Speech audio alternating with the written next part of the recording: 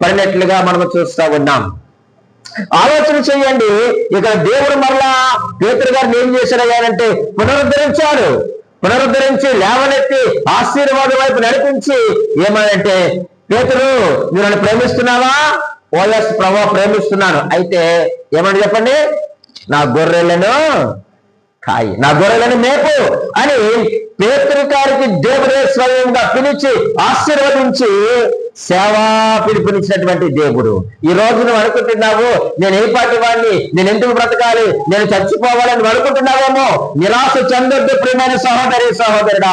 నీ దేవుడిని వెతుక్కుంటూ వచ్చాడు లోకానికి. నశించిన దాన్ని వెతుకు రక్షించుటకు మనిషి కుమారుని లోకములోకి వచ్చి తన ప్రాణములు పెట్టి తన రక్తములు చెందించి నిన్ను నన్ను కూడా ఆ యొక్క పాపకు భోగ నుంచి లేవనెత్తి నిన్ను ఆశీర్వదించి తన పరిచర్యలో తన సంఘములో నిన్ను ఏర్పాటు చేసుకున్న దేవుడు. ఎందుకు చేస్తావు? చావడానికి నీకు నాకు అధికారం లేదో. నువ్వు ఆయనకు అధికారములకు ఒప్పుకున్నప్పుడు, ఆయన సొంత రక్షకునిగా అంగీకరించినప్పుడు చావడానికి నీవెవరు?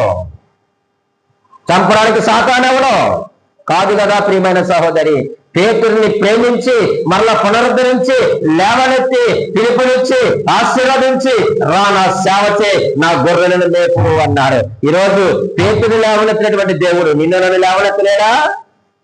ఆయన పునరుద్ధరించిన దేవుడు నిన్ను పునరుద్ధరించలేడా? ఆయన సేవకు పిలిచిన దేవుడు, పరిచయం అప్పగించిన దేవుడు నిన్ను